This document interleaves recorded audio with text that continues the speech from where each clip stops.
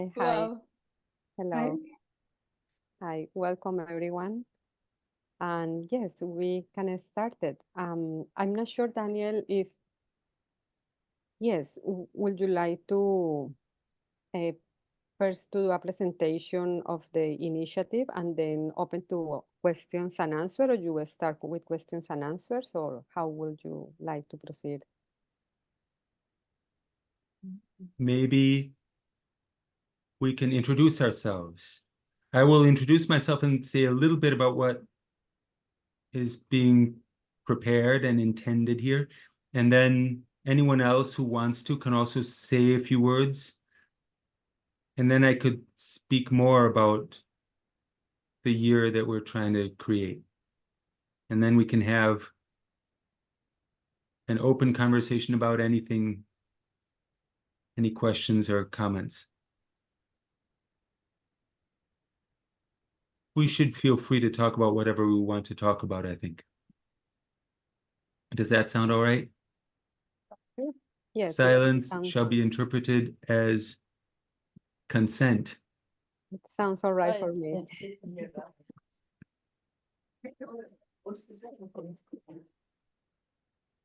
All right, well, my name is Daniel Hafner, and I work as a priest in the Christian community, and I try to do experiments with young people in my free time.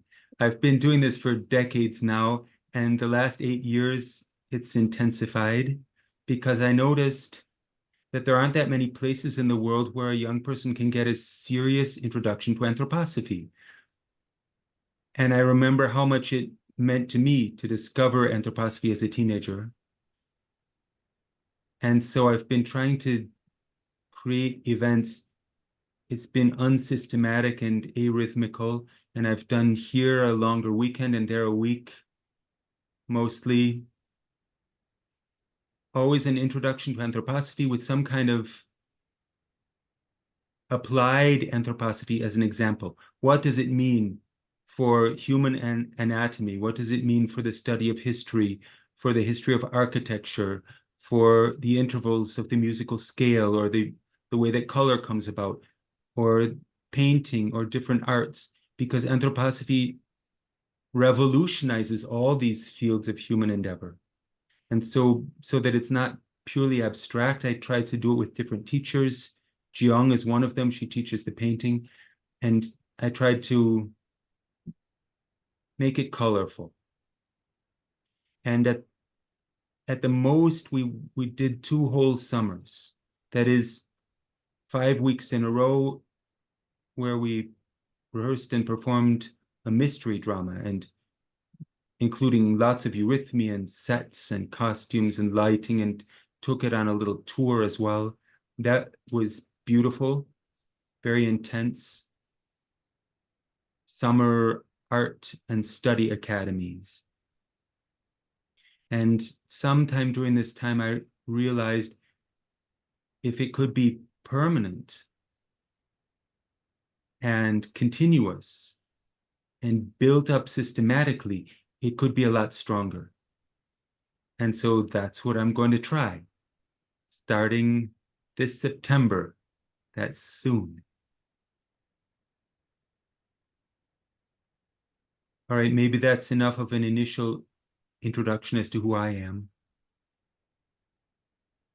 If anyone else wants to, please feel free to say who you are.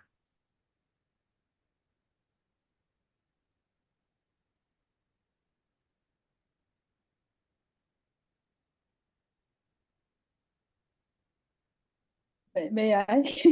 Yes, please. I am Jiang Mok. I discovered anthroposophy relatively late in my life, rather recently. And I learned anthroposophy at the Goetheanum from a great teacher, Virginia Seas, for 2 years. Yes, I had privilege to learn anthroposophy from her for 2 years in full setting of the anthroposophical studies in English at the Goetheanum. And then I went to the painting training where one can learn how form arises out of the color. And a year before last year, I finished my training, painting training there, and then became a painting teacher now. I live in Germany and commuting to Donau almost every day. And we in the painting school, Arteon painting school, we have celebrated all Steiner's painting motifs, the centennial celebration. Then it will be completed in a week, next week. Yeah. Then maybe there will be a big exhibition where one can see all of Steiner's painting schooling motifs all at once in autumn near the Goetheanum, and I hope it can reach people more widely. Yeah.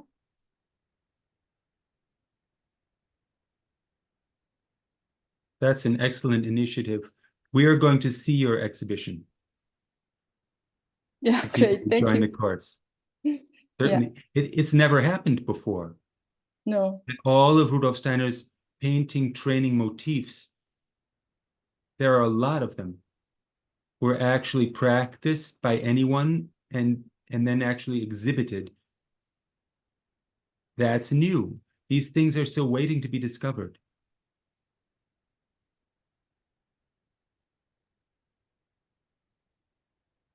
Yeah.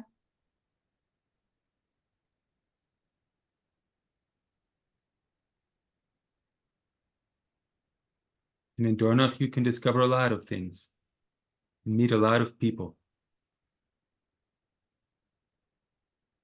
Oh, Mariana is here. Wow. Hi, Mariana. Hi, Barbara. Silke, Michaela, Chantal, Nuria.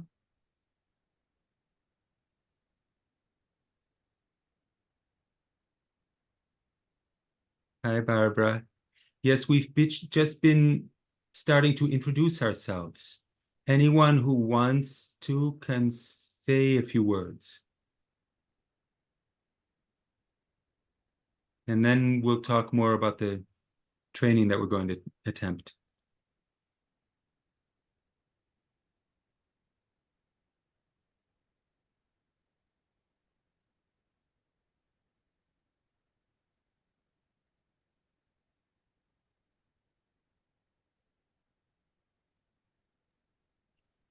Hi, everyone.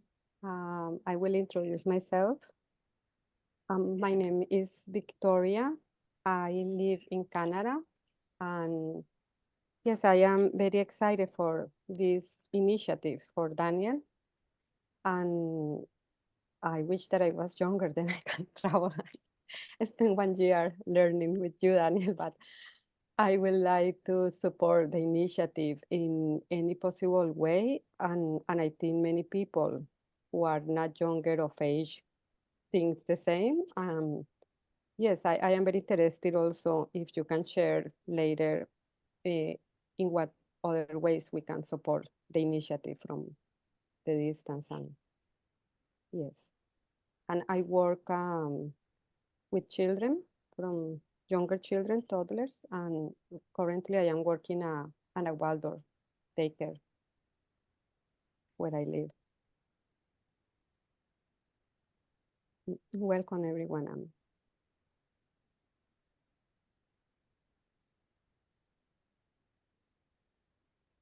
And Victoria is organizing this conference. So thank you for hosting us. Thank you. Thank you for hosting the meeting.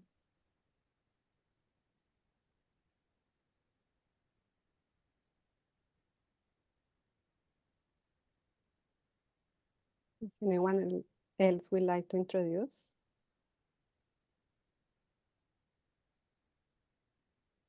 My name is Clotilde, and I'm Victoria's daughter. I'm very interested in Daniel's program. I'm not able to go this year, but I still wanted to be here to know all the information I can about it. And I really appreciate you creating a space for us young people. Thank you, Daniel. Hi, I am Nuria and I am from Mallorca, Spain.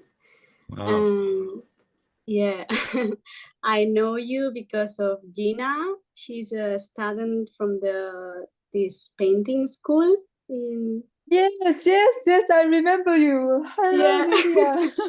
Hi. Yes. Yeah, she has been in Dona. Yes. Oh, Yes. Mm.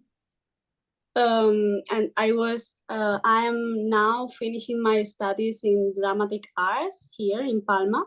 But the last year I was in Germany doing an Erasmus in the HKS, in Hochschule für Künste in Sozialem. Yeah, in Ottersberg. Yeah. Yeah, in Otisberg. And I'm a bit interested in anthroposophics, but I don't really know too much about that. And I'm just curious about to know something else. And I'm here to just very open to see how it's gonna be. great.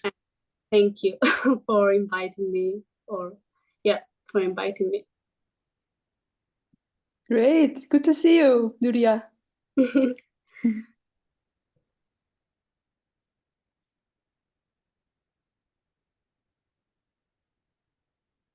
Hello, everyone. Hello. I would like to introduce me as well. Actually, I'm German speaking, but I missed yesterday the Zoom, so I'm joining today. It's not so easy to talk in English, but I will try. So yeah, who am I is not so easy to answer, but I can but I can talk about some circumstances in my life currently. I'm studying rhythmical massage therapy in Zurich, and this week I finished. Right. Hey, congratulations. Thank you. But it will also continue one more year. It's only once a month for 3 days. And then I have a higher Abschluss. Yeah. Diploma, certificate.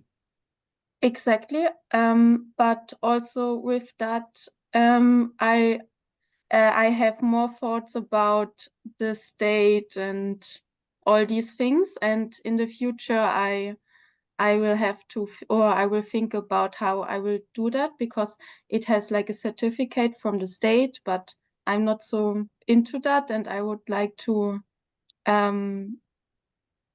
create a new form of therapy somehow, like also with the money and how much, and I would like to individualize this more than rather doing that with the state. Yeah, so this as a background, and now it happens that I had the idea and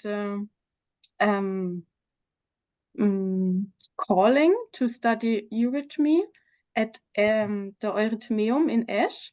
I wanted to start this September, and a friend of mine this week told me that Daniel Hafner will make this study, and I never heard about you before. So this week just I checked this, and I saw also yesterday evening the meeting with on YouTube with I don't know the name again. Who makes Antroviki? Wolfgang Peter. Exactly. Yes, I saw this talk, and where I heard you speaking, Daniel, and I was somehow impressed by your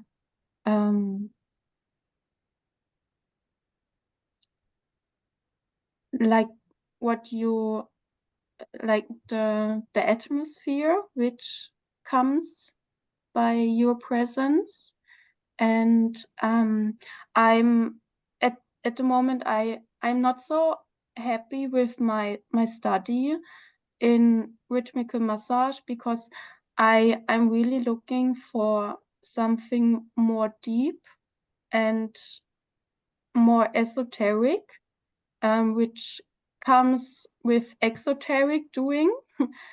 And I know I have to go the way on my own, of course.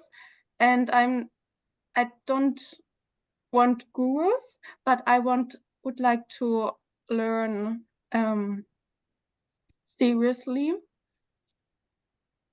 And because I know that there's so much, I also studied the course in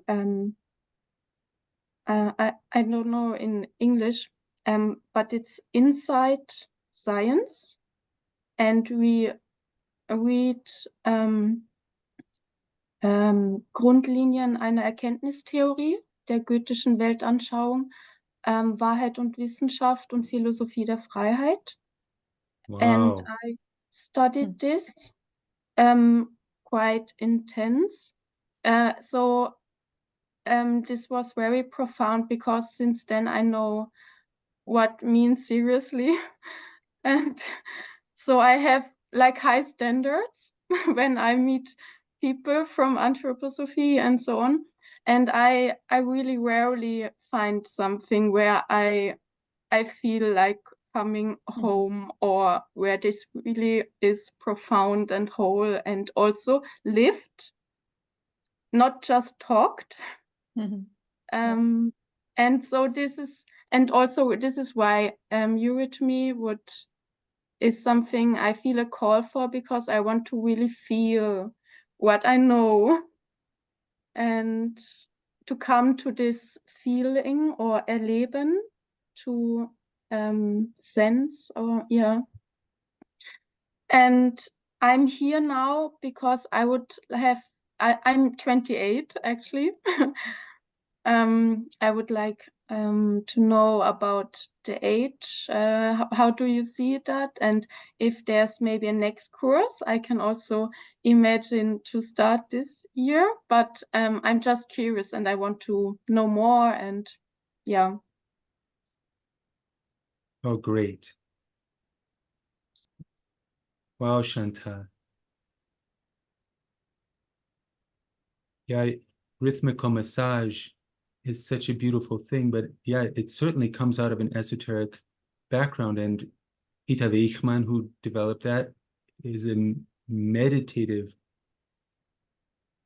student of a high rank. She didn't just make it up out of some kind of external technique. And if you've worked on those 3 books, then that's the very best possible introduction. Those are Rudolf Steiner's first 3 books whose titles Chantal quoted in English. Epistemological books, out of which all of Anthroposophy can really be thoroughly developed. And we'll be working on those as well in our year. The age limit is there because I've noticed that if I just let anybody come, there are a whole lot of people who are 50 years old, and they usually come with great respect and give a lot of space to the young people, but it still doesn't allow the same type of community forming that you have when the young people are among their own age group. However, we can make little exceptions on the side. I mean, I think someone like you, Chantal, just I can tell from this first impression, would be very welcome if you want to come, even if you're already 28.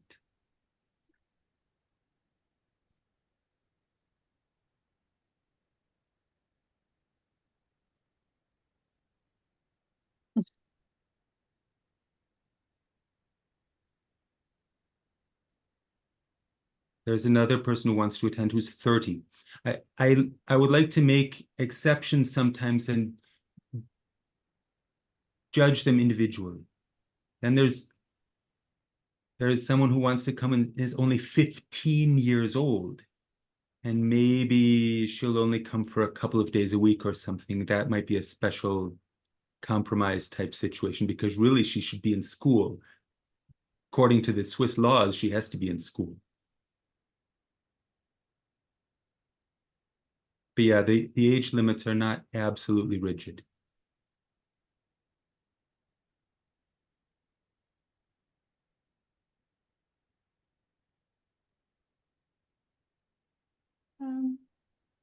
Hello, everyone.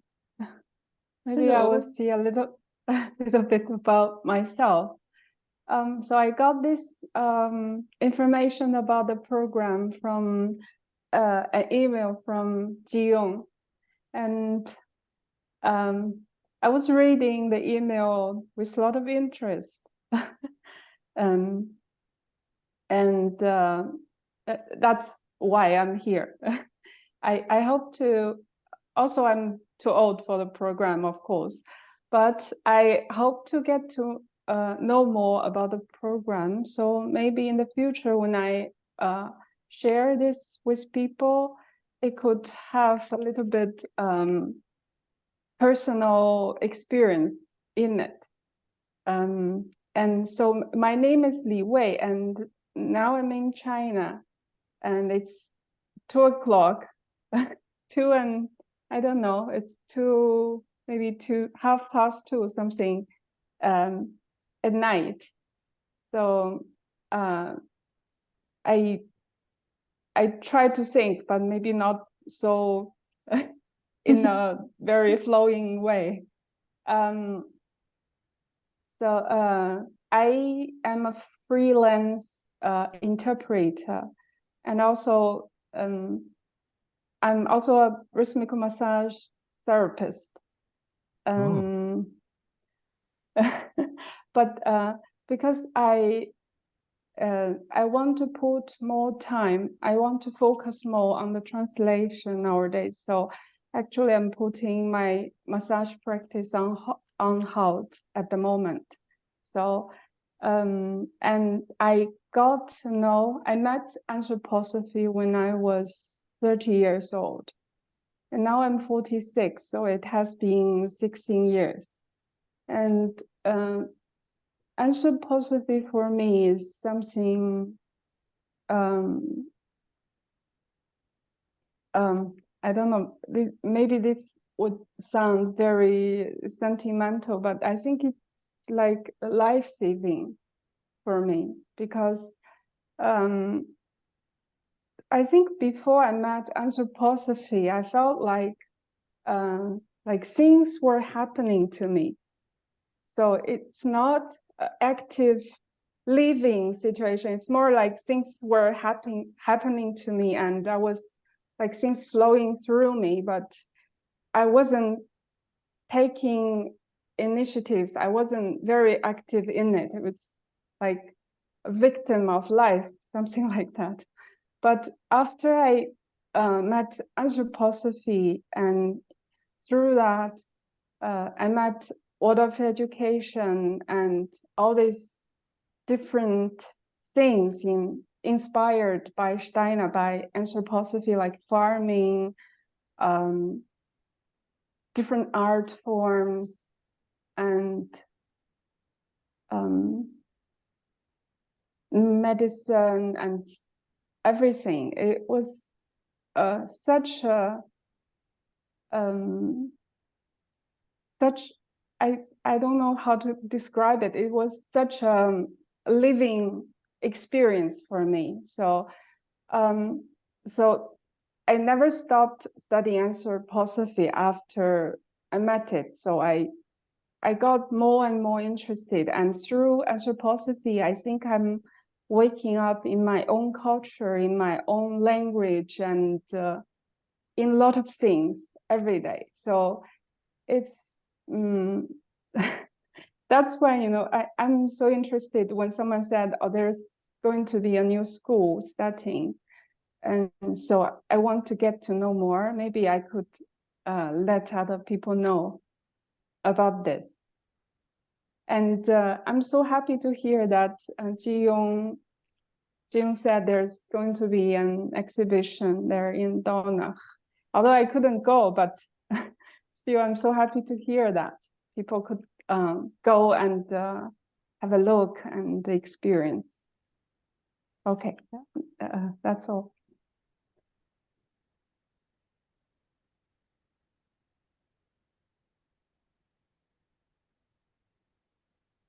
Hello, everyone. My name is Micaela. Obviously, I am now a young person. I'm here talking from in Canada right now. I'm originally from Argentina. And I'm a Waldorf teacher and also an art teacher in the Waldorf teacher training here in Canada. And well, when I heard about this initiative through Victoria, I was, very enthusiastic about it, and I, offer my help in any way because I truly believe in this. And I know Daniel from his talks, and I think he's amazing the way that he brings anthroposophy. And yeah, I think this is something that working with the young people in this age from 18, 26, 28, it is great. They really need, our support. Yes, that's the main reason that I'm here. Thank you very much. Thank you for affirming it and supporting it, Micaela.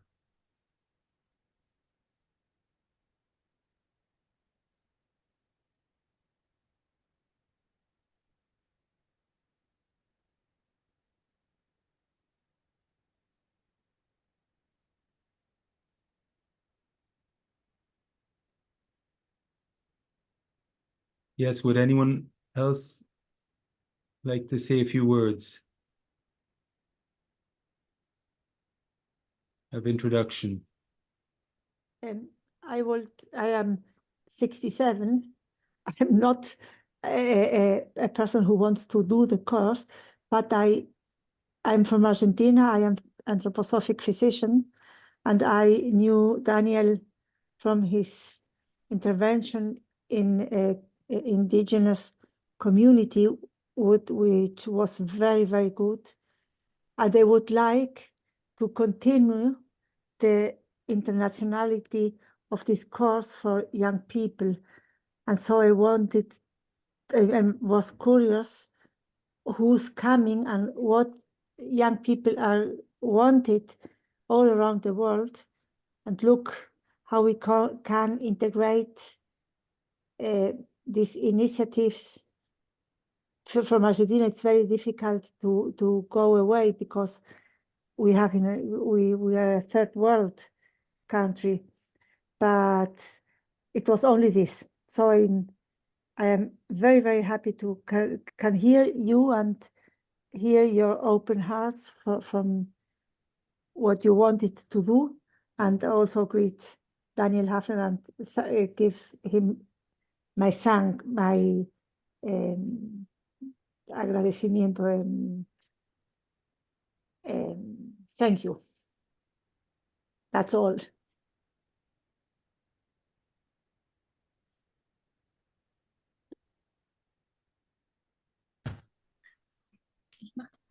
Great to see you again, Mariana. Ich mach die Kamera nicht an. Ich mach die nicht an. Oder soll ich die anmachen und du bist jetzt? Hi. Hi there. Sorry. I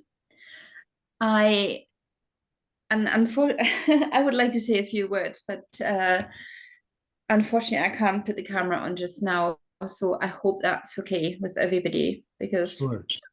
I'm an online teacher and I often don't like it when people don't put the camera on. So I feel slightly uncomfortable about it, but I also know it's a reality in the modern world nowadays. So please, I hope you accept my apologies here. Yeah, so I received information about the course from the priest in our Edinburgh Christian community on the newsletter. And when I first read it, I was like, wow, this is such a chance for a young person. Because where can you study without studying for a degree? Where can you, where do you get that kind of chance in life ever? That you don't feel under pressure that it has to go somewhere or not. And I have to say, I used to be a Steiner school teacher back in Germany, and I currently work in a Camp Hill here in Scotland. And initially I was thinking, so I passed the information on to my son, who surprisingly was very interested in it. And yeah, so he's been attending and he was okay with me listening in. And suddenly I thought, actually, this is maybe not just only for him, maybe this is also for me, simply because in the Camp Hill where I work with a lot of young students from all over the world. I teach English as a foreign language to them. And I know for a fact that a lot of these people, especially those that come from Brazil, are looking for a second home. And this is not always the UK for them. Yeah, so thank you so much for providing this opportunity, and yeah, also for providing the opportunity of funding and looking outside the box here, because this is something I had almost forgotten about, that this is actually an option, because probably I've lived in the UK for too long now. Yeah. Thank you so much, Daniel. And yeah, rest assured that I'll be supporting your course strongly. That means a lot. Thank you, Silke. I'm glad to get to know you. Thank you so much.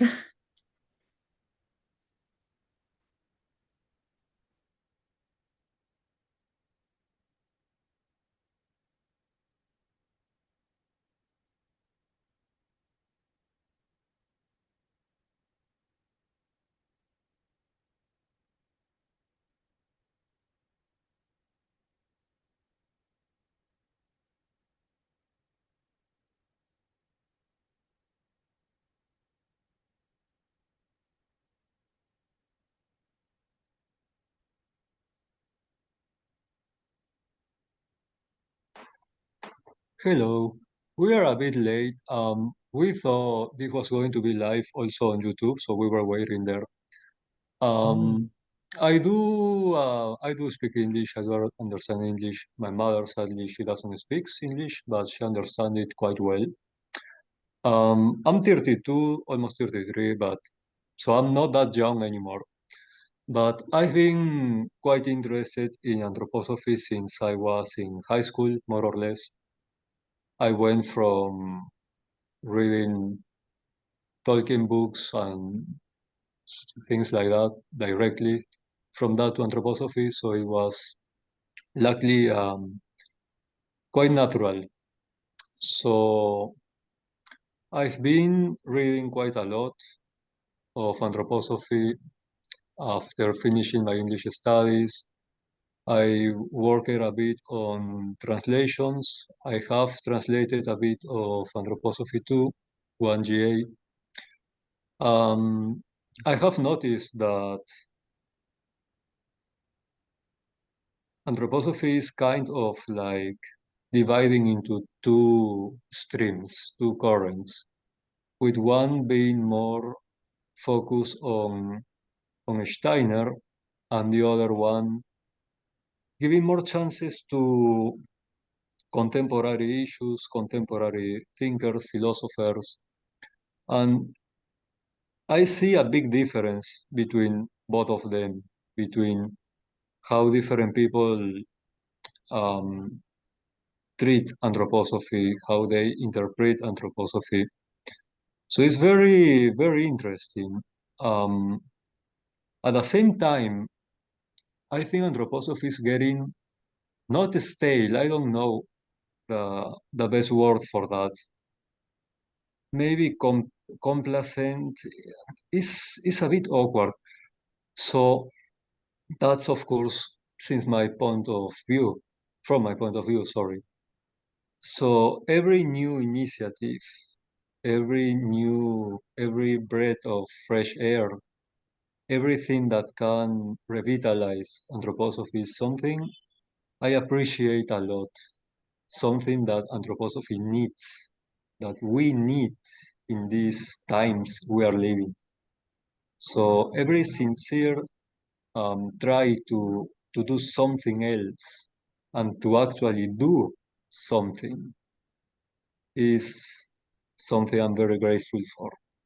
So I don't know how much I can do for your initiative, but I do wish the best for that, for you, for the people who will be there learning and doing something. It's very easy to just read and think about anthroposophy, but at the same time, it's very easy to just do nothing about that, just leave it on a thought, on an idea. So everything people can do with anthroposophy is something that benefits us all. So thank you very much for that. And yeah, I hope it's a success. Thank you. Thank you, dear Danielle. So glad to meet you. Did you say it was easy to read and think anthroposophy? This perhaps says more about you than about anthroposophy. I don't know. I grew up with the Grimm brothers' tales, then just reading mythology, reading Tolkien, reading that kind of literature. And at the same time, I was lucky enough that my mother was reading anthroposophy when I was in school. I went for some years to a Waldorf school. So I got lucky there, very lucky. But of course, there is also a very personal something. I don't know. But yeah, I got interested on that because it allows me to understand things that always interested me, like mythology, like older cultures, like how people perceive divinity through different times, through different ages. And anthroposophy was, since the beginning, a way to understand, to answer questions I already had before. So yes, I was lucky, but at the same time, I was interested on.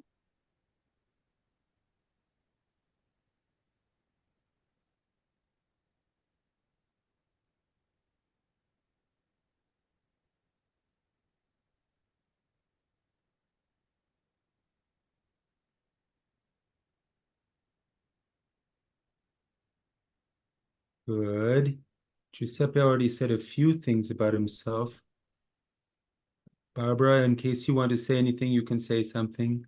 You don't have to.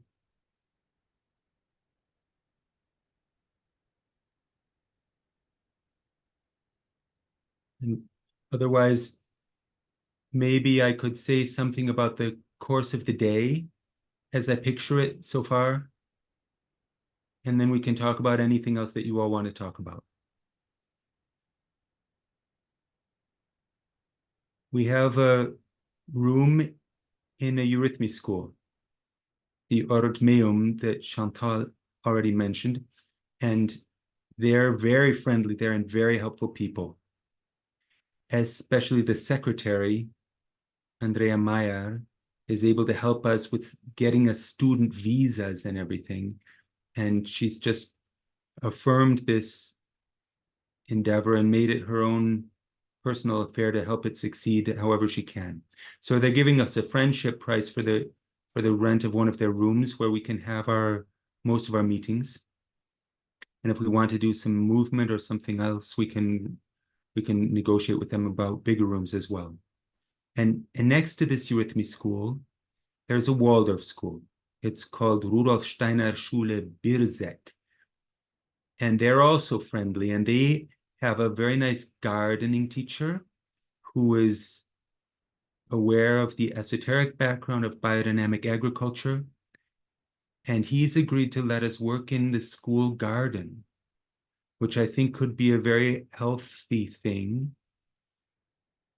I don't want to shock you or anything, but some of the young people, they don't really wake up until after supper in the evening, unless you do something to jolt them into their physical organism. And I noticed this when I did these intensive summers with the mystery dramas. We had eurythmy every morning before breakfast for 20 minutes. And it was a type of eurythmy where you have to run around and jump through hoops and stamp and clap and do things. And the young people loved it. And then they were there, they were present on Earth. So I thought, we won't do it exactly like that, but we'll do some gardening, a little bit of gardening every day before breakfast, under the guidance of this gardening teacher. Not with the claim that we're going to take care of the garden perfectly. It's really the school garden, but he'll allow us to do a little something there for a half an hour, let's say from 8 o'clock to 8:30. And then we'll have a shared breakfast. And the Eurythmy School has a kitchen, which we are welcome to use. That's a whole social element. It's a very friendly social atmosphere among these beautiful young people who study eurythmy in this building. And the teachers are friendly, and it's all good. And then I think we can do something in the morning and something in the afternoon. And the evenings should be free because it will be intense enough as it is. Monday to Friday, from September 15th to June the 6th. You can read more about it at the website, which is anthroposophyschule.org. That's anthroposophy with an IE at the end, with a TH and a PH, the old-fashioned spelling, and then the German word for school, which is schule.org. If you can't memorize that, just ask me and I'll repeat it more slowly, or I'll write it in the chat. Anyway, you can... Daniel? Yeah. Sorry, yeah, I was just going to suggest, is there a chance you could pop it in the chat? There's a very good chance that I might do that right now. Jiyoung. Under your encouragement. I think. Jiyoung has already done it. Cool. Okay, that's a website where you can find my email address in case you have any other questions, and my telephone number should probably also be on there somewhere if you dig around a little bit. And other basic information is on this website. Yeah. Thank you, Jiyoung, for putting that in the chat. How did I get onto that? That's a sidetrack. I was trying to talk about the schedule. Yes. So we could have two different kinds of courses. The one kind is someone comes and explains something that maybe you've never even heard of before. Someone with a special expertise from some special area of life. And that's always exciting if it's done halfway right. And it's great and fills you with enthusiasm. It's good for your soul. Then there's another type of course which requires rhythmical repetition and practice. And that's not always totally exciting, but it's good for your will. And it works into the life forces and it develops abilities. And I think this more focused, repeated work is suitable for the mornings. And the exciting new topic of the week is more suitable for the afternoons. That's not always how it's done, but I think that's how I want to try it. So that in the mornings we have courses that that build by slow repetition. And I think the first one is going to be projective morphology. It's normally called projective geometry, but geometry is not really the right word for this, because geometry comes from a Greek term meaning to measuring the earth. And really what you do in projective geometry does not involve any measurement. We don't work with a compass, and we only work with a straight edge, and not even one with measurements on it. It's a pure science of the transformation of shapes. And it's a type of geometry which is more universal and more general than Euclidean geometry. And therefore, it turns your assumptions on their head all of the time. Every day you get to drop new assumptions that have been living in humanity for thousands of years. It's very liberating. And the goal here is not to become expert mathematicians, which might be a nice side effect for some of us, but the real reason I'm doing that is that it schools you to behold the etheric world. That is the supersensory world bordering most immediately on our own physical world of the senses.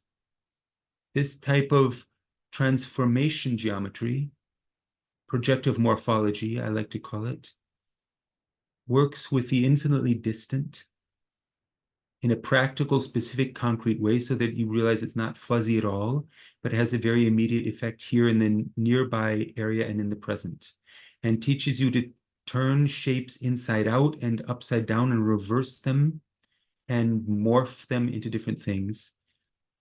You can draw the most beautiful curves with nothing but a straight edge. Take some patience. So there's a lot of drawing involved, and there's no calculation or arithmetic involved. And we'll do it slowly so that no one should get overwhelmed. But even the simplest steps in this projective morphology have a profound effect on the liveliness and precision of your thought life and imaginative abilities to picture things precisely in 2 dimensions and in 3 dimensions. All right, we'll do that in tiny doses, a little bit after breakfast, and then we'll study the fundamental writings of Rudolf Steiner, especially the Philosophy of Spiritual Activity, or Philosophie der Freiheit, one of the 3 books that Chantal mentioned, but also a lot of other things that he wrote. And toward the end of the year, we can also work on some of his lectures, which presuppose acquaintance with his writings. It won't be complete, but it will be a bit of a sampling and a bit of an overview. And we'll try to do it carefully and thoroughly and look at how he thought, not only what he thought, which is astounding and revolutionary and a blessing for all of humanity, just the things that he said and thought, but even more so the way he thought, because he had a different way of thinking, which meant that you could ask him any question and he would find a totally new way of looking at it, which would be fruitful and helpful for centuries to come. And that has to do not with a series of dogmas, but with an encouragement to think in a certain way that shows a resonance between the great world and the small world, that is us in our humanity. All right, so that's in the mornings. Also, some of the artistic activities could be repeated in the morning courses in the later part of the morning.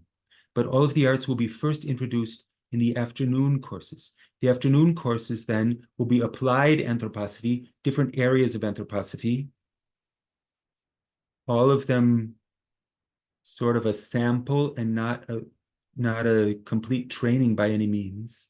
But we're going to try to do them fundamentally. That is, what is the essence? What is the main idea? Not just look at the strange buildings that anthroposophical architects build, but why do they build that way and what is the point?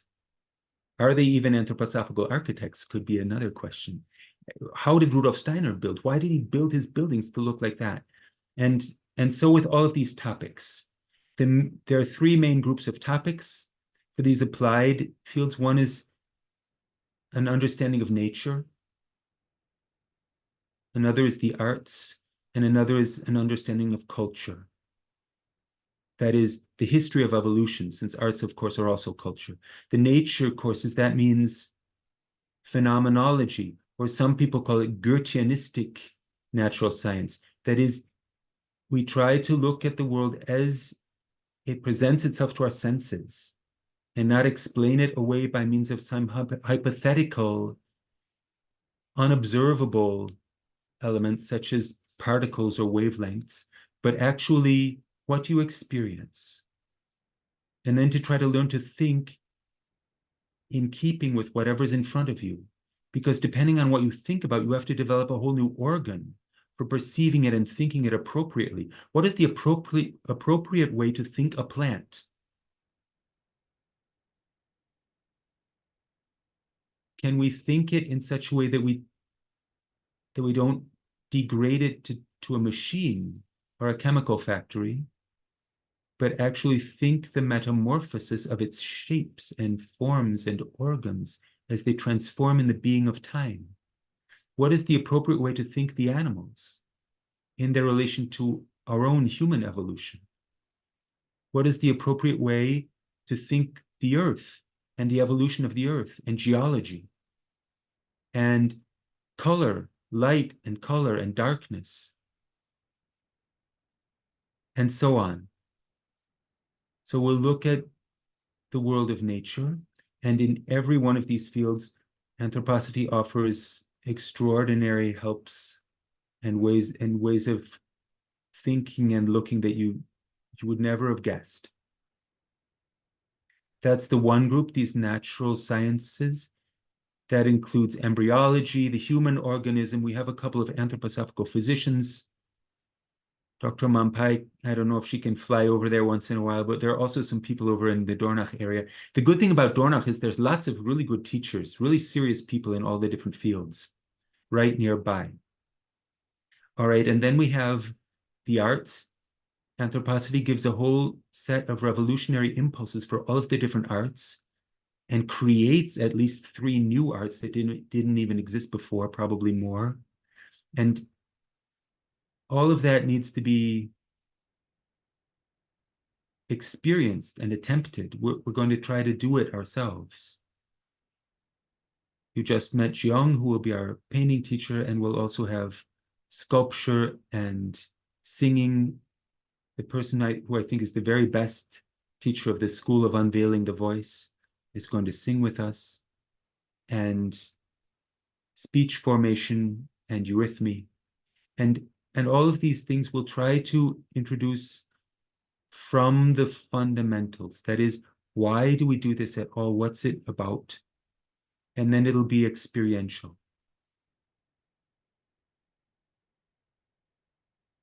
The anthroposophical impulses in the arts are independent of the thinking side of anthroposophy.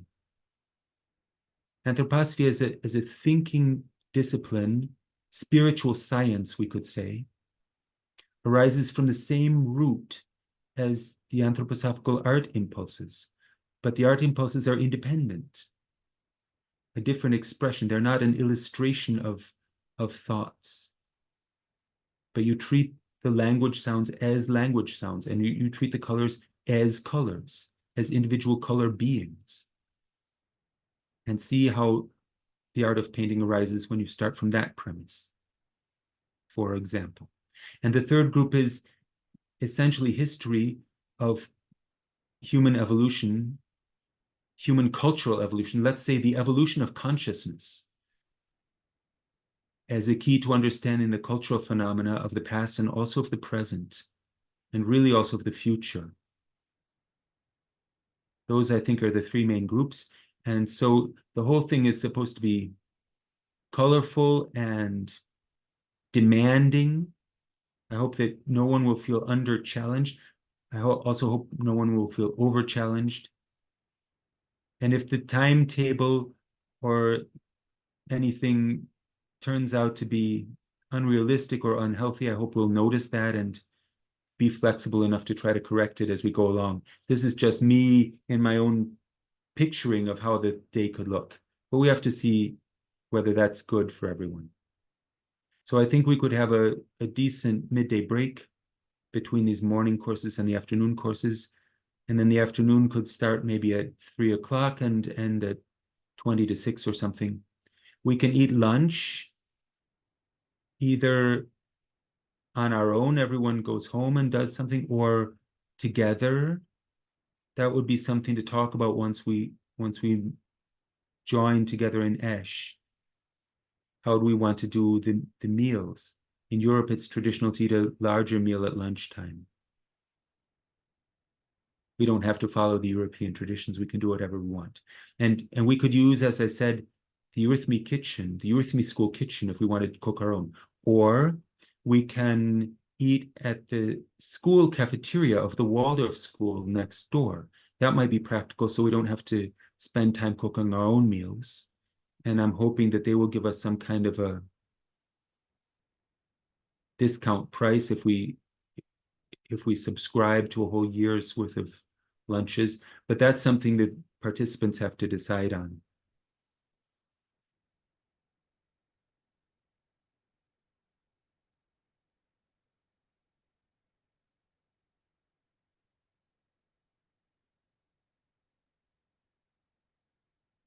Yeah, that's a little bit about the course of the day.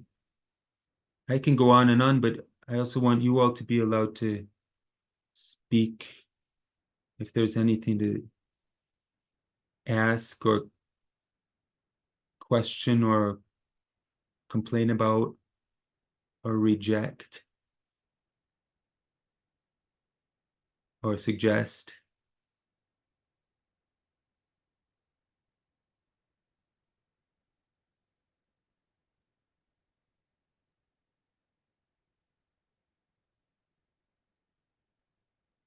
In Dornach, there are a lot of different anthroposophical trainings.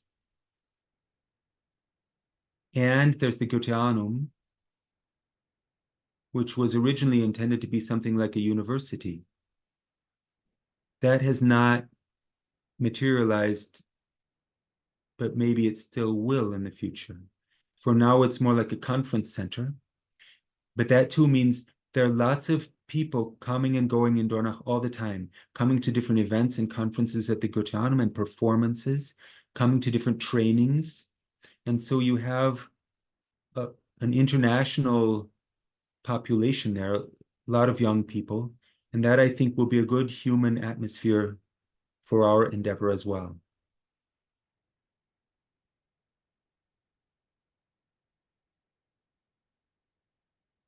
Plus, you can learn a lot from the people who live there. Almost everyone in the whole Dornach area is a lifelong anthroposophist, and some of them have been studying for years. I met this woman, she had done paintings of everybody's aura. And she had this painting of the aura of Mozart. It looked like a portrait of Mozart, but in delicate watercolors. And you could see in the colors surrounding him something of the quality of his being. And she painted novalis this way, some historical prominent figures. But you had to know that you had to get into a conversation with her, and then she sort of shyly revealed that she had done this stuff, and then you had to ask her, and then she would take you into her apartment and show you this stuff. And she lived in a tiny little room in the attic of some building full of these paintings. And that's how the people are in Dornach. Everybody's got some extraordinary treasures and knowledge, and they can tell you stuff you would never learn from anyone else. But you first have to get them into a conversation, and then they'll reveal it to you. Plus, you've got all of the visitors cycling through all the time, and so you can always meet people in Dornach. It's quite an astonishing environment to live in.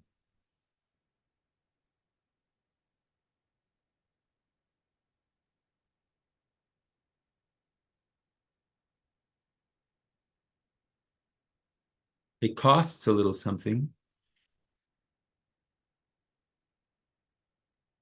I was told that a student room typically costs something like 400 francs a month, which is pretty high in my opinion, but that's the way Switzerland is.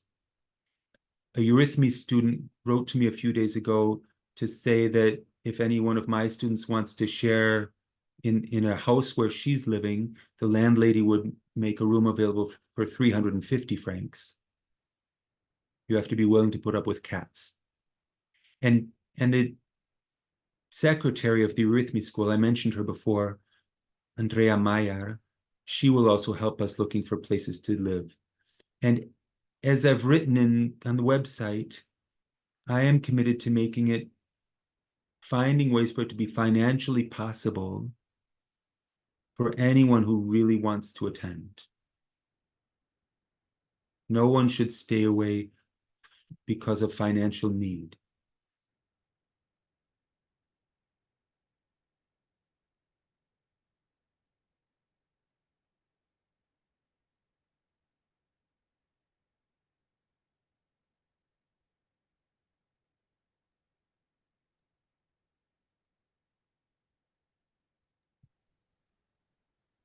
Barbara has written something. Maybe I'll just read that.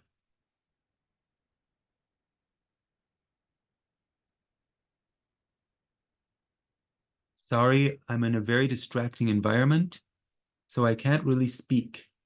I'm 71, so far out of the age range, and unfortunately, so is my son. I think this is a wonderful initiative, especially with Daniel at the helm, and I'm hoping to be able to support it in any way I can. How many young people do you have so far? Oh, Barbara, yeah, that's a question. There are about 10 who claim to be very interested in attending. A few of them I take seriously. Others, I get the impression, okay, they're very enthusiastic, but they're not necessarily actually going to attend. But I could be wrong. The people of this generation are quite spontaneous. So it's hard to plan for me. And that's good for me. I get to learn how to be flexible. One time I traveled up to northern Germany for 8 hours on the train to give a course. 5 minutes after the beginning of the course, they started calling each other on their mobile telephones and saying, "Are you coming? I don't know. Are you coming? Are you coming?" Eventually, they did also show up, but it means you have to be open. And so we shall see who actually shows up.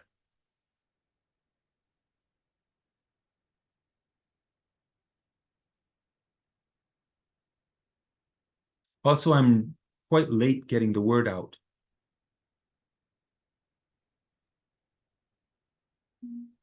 May I ask a question about the language, teaching language situation? Yes. Because as far as I know, I think English would be easier for if people from China would like to join the program, and German would be for most people very difficult. So Yes. could you maybe explain the language situation a bit? Thank you. Yes.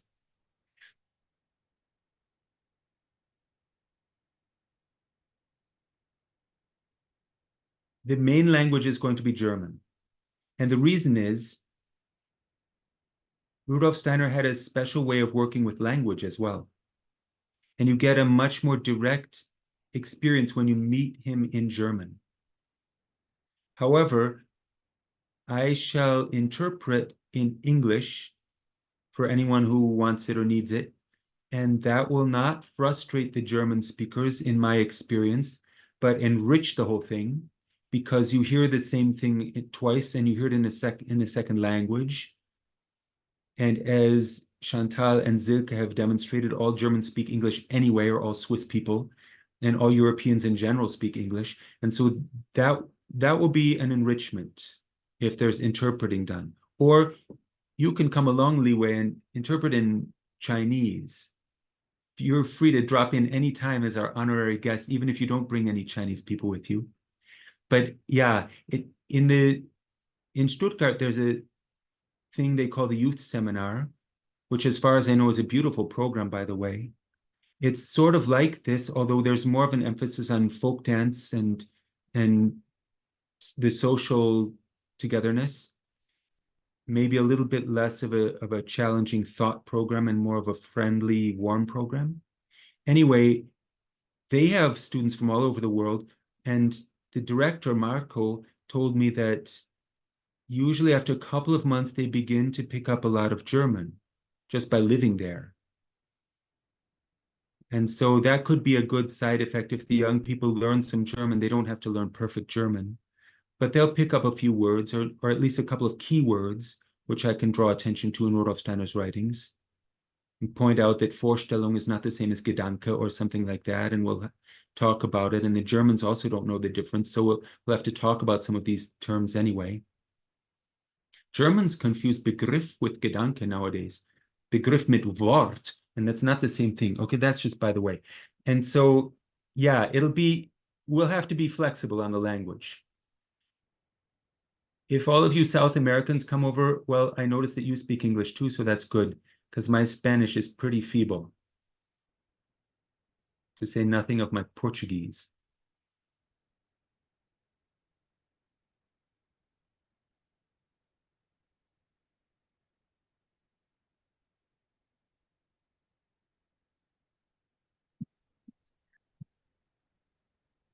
So one more question, not so much in terms of the Inhalte, but so it goes until 18 o'clock, right? Yeah, maybe let's say 1740. 1740. Something like that. Okay. Yes. Okay.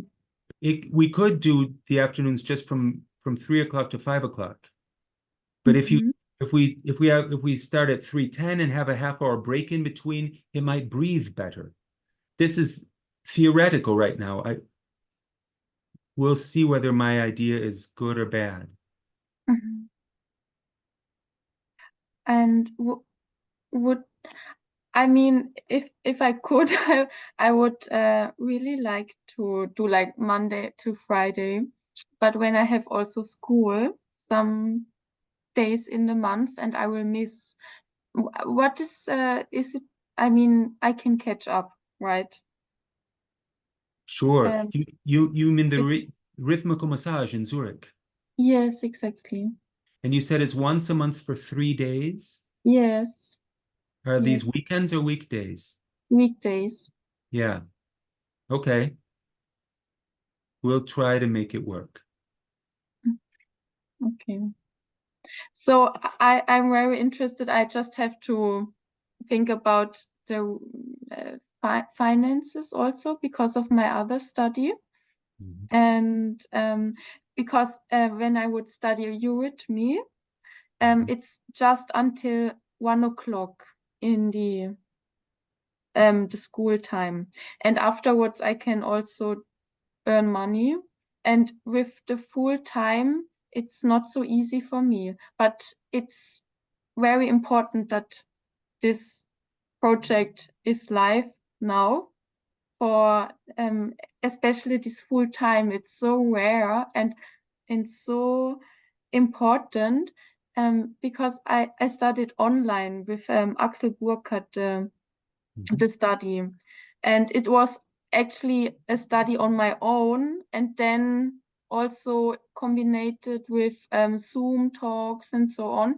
But it was not so. It's good, but life is another thing. And also full time, I don't know where this actually exists nowadays. Nowhere. It's yes. nowhere. The world needs at least one place where you can learn anthroposophy full time. It would be better if there were one in every city all over the planet, because human culture desperately needs anthroposophy in reality. And there could be all different programs like this, or better yet, unlike this, totally different styles. That would be healthy. And what we really need is to replace all of these universities with proper universities where you can learn things right. That is to say, in a healthy way. Pardon me if that perhaps sounds antisocial, but it seems like some of the things, the way you learn there, it really makes people ill, spiritually and even physically. And so I think we really need something like this. That's why I'm trying it. And I don't imagine that my little attempt will be sufficient, but maybe it'll be a beginning and maybe other people will be encouraged. But yeah, right now, I don't think there are a lot of full-time places. If you're lucky, you get some anthroposophy as part of your teacher training, or eurythmy training, or priest training, or something, but it's not really systematic and thorough.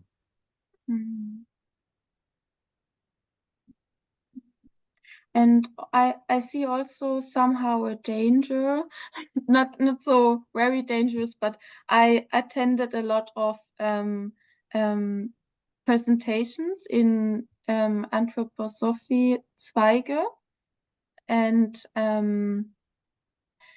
it's like coming in contact with fruits of a tree, but without roots, it's all not so connected. Yeah. And I see it's essential that you root yourself, and also then it's maybe not so necessary to always catch like the fruits, because you have it within and you can do your own research and maybe build something. Then rather always, oh, that's interesting. Oh, this. So it's a really good work and idea, and I will think about how realistic it is for me now. And if not, I have the question if it give maybe a second year. Yeah, if it lands on Earth and if it has a good reputation, maybe some people will sign up next year. All right. I would be available.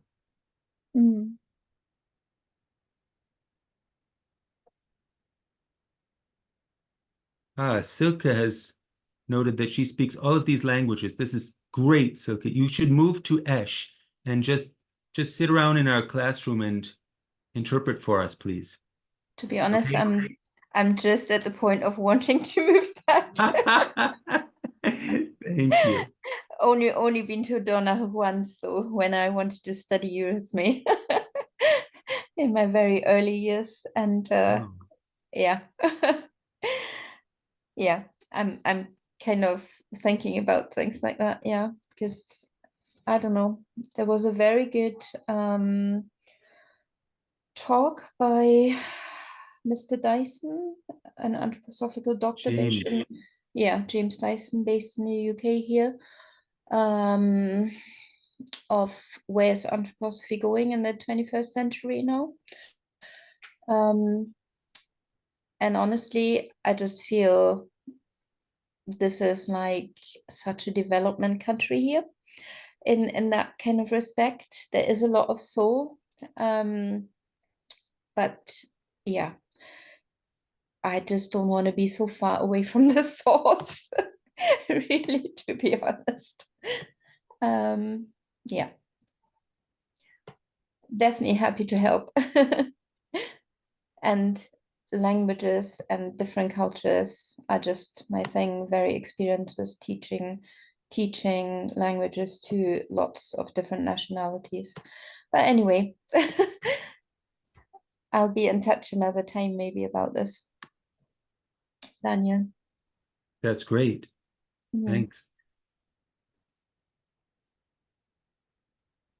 I would like to ask how many hours per day is like more theoretical exercise, and I mean how how much time is theoretical and how much time is practice, or more, like with hands, or Yes. The answer depends on what course is currently happening. The afternoon courses happen in blocks. So we do one solid week of painting, for example. But then the next week might be physics. And if it's physics, well, that's not entirely theoretical. There's a certain amount of experiments and things, but it's not the same as painting. So it depends always on the topic. In the mornings, the projective morphology is especially a challenge to the thinking, but there is also a lot of drawing, geometrical drawing, precise work on paper, and you create rather beautiful pictures too when you draw these things. The reading of Rudolf Steiner's works that's more of a thinking activity, and it's speaking activity. I haven't tried to calculate the exact percentage. The gardening work is obviously practical gardening work. And some of the courses involve going out into nature and looking at plants or landscapes. Or there's one teacher who wants us to experience the transition from nighttime to daytime and try to be conscious of what all you experience when that happens. So some of them are more experiential. A couple of them are running around. Boatmare gymnastics will be our course in the afternoons during the second week. That involves a lot of movement. And eurythmy involves movement, and speech formation involves speaking and some movement.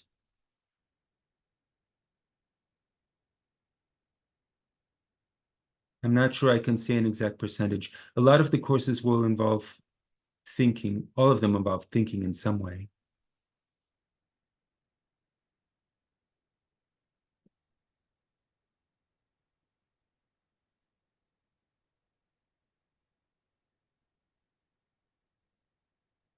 Barbara, we're going to try to do it for those people who want to do it. And it really, I think the number does not determine the success or failure, but the quality. And it could be a really strong thing, even if there are only a few participants. It would be a good experience if the young people had a community feeling, and maybe that will still come about.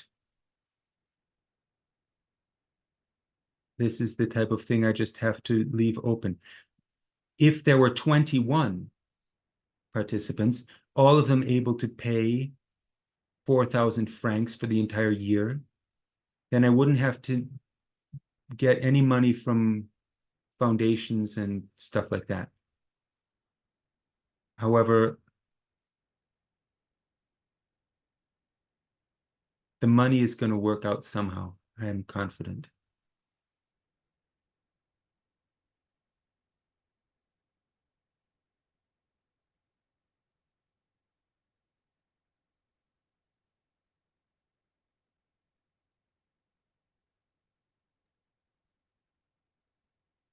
So are there special topics at the afternoon in blocks of 1 week?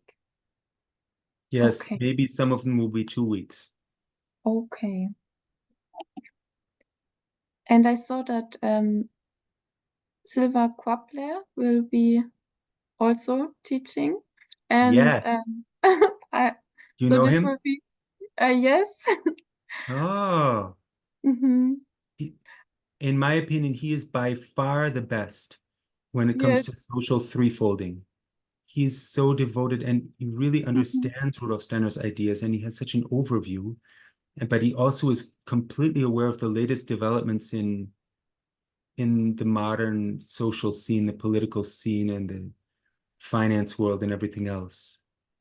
Yeah, he's really good. Yes. He's one person who doesn't live in Dornach, but he's thrilled to be able to come down. The one thing that's been easy for me, it's hard to plan this and to prepare everything and organize everything, but the one thing that's been easy is getting teachers. Everybody wants to teach. These young people, everybody's enthusiastic.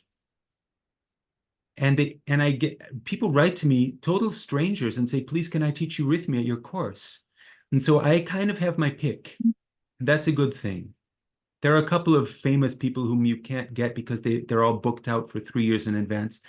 But Sylvain was thrilled and wanted to do it. Yeah. On the website, you can see a list of the teachers who have agreed to teach there so far.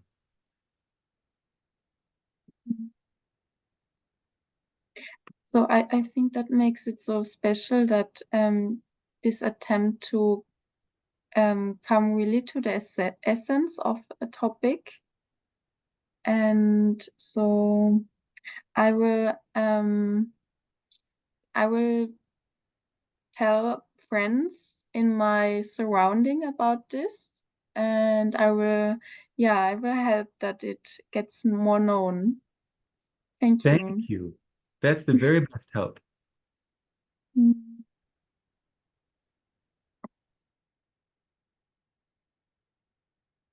If anyone wants, you could send me your email addresses. On the website, you will find my email address, or I can also put it here. And then if you write me an email, I can put you on the mailing list, and then you'll get all the messages. How do I make this go to everyone and not just everyone in meeting? Yes.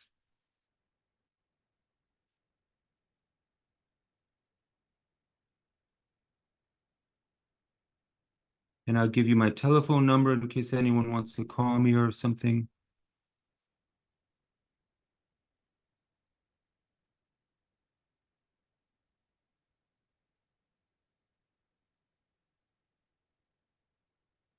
Yeah.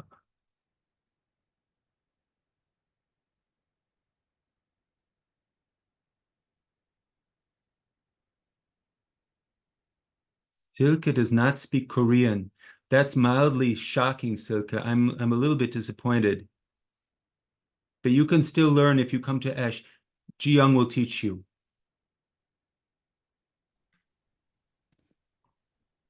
Thank you. Thank you, Jion.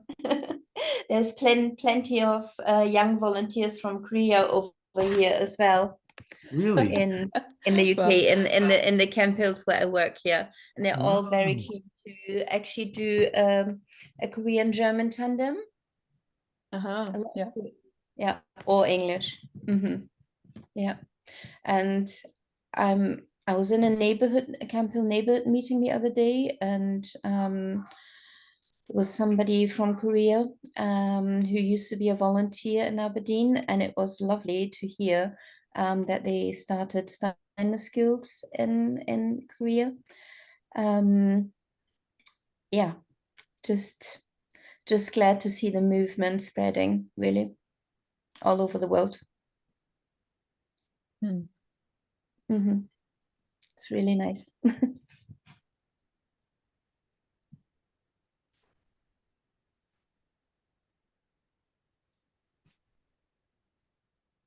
Good. Is there anything else we should talk about or consider?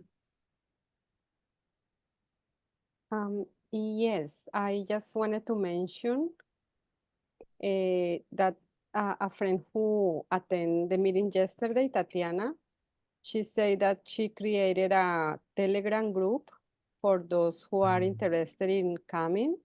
Then they can connect between each other and find accommodations or answer questions, like I just start being connected.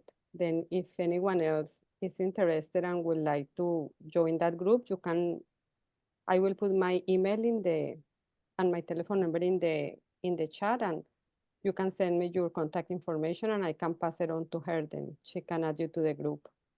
It's a Telegram group. Yeah.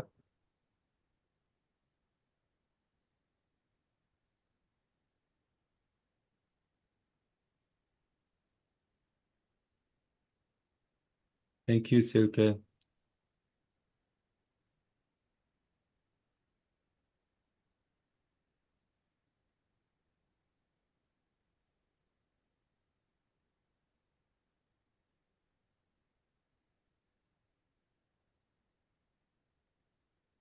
All right.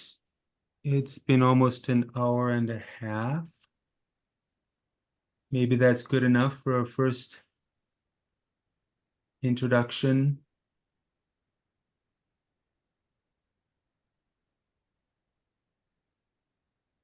Thank you all for joining and for your interest in this initiative.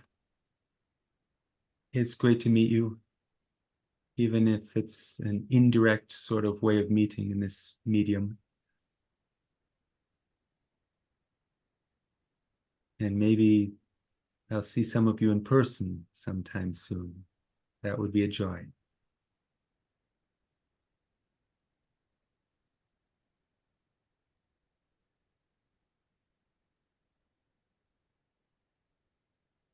Thank you, Daniel. And thank you everyone for being here. Victoria, for hosting us.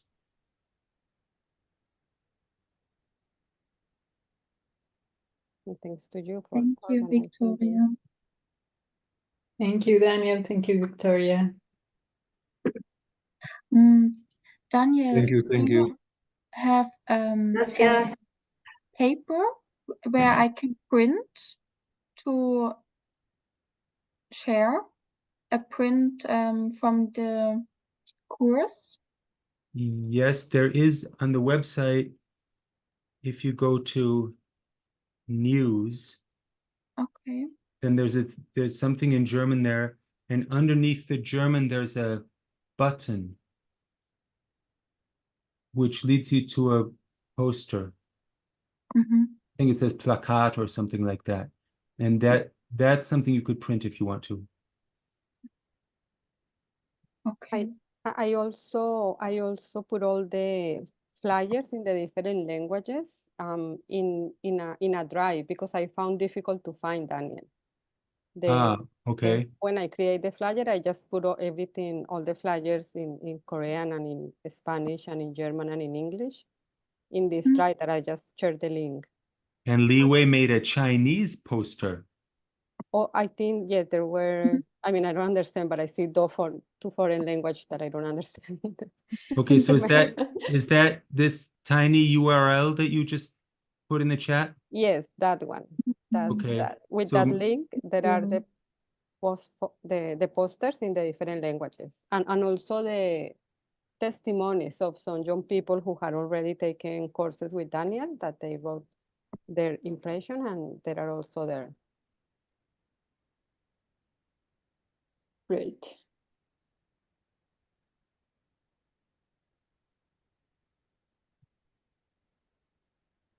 You have the latest version, Victoria. There are always new updates. Yeah, that's the latest version, yeah. Yes, I Good. think. Okay. Thank you for posting those. Barbara, I will be working as a priest more regionally and not so much locally. Conferences and courses and things. I always did a certain amount of that anyway.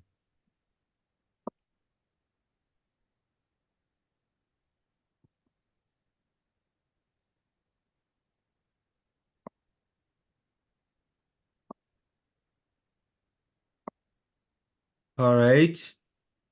No one wants to leave, Daniel.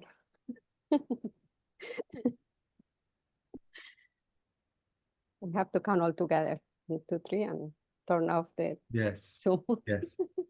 You as the hostess can throw us out. But Like if clicking on the red button. if I get off, you are co-host and Clotilde is co-host, then she will still be here. Okay. Okay, I will try that. In meeting for all. I think as a host, I can do that. Okay. Okay, bye, everyone. All right. Goodbye, everyone. Bye. Thank you so much. Thank you so much, Thank you. Daniel. Bye-bye. Bye. Hello.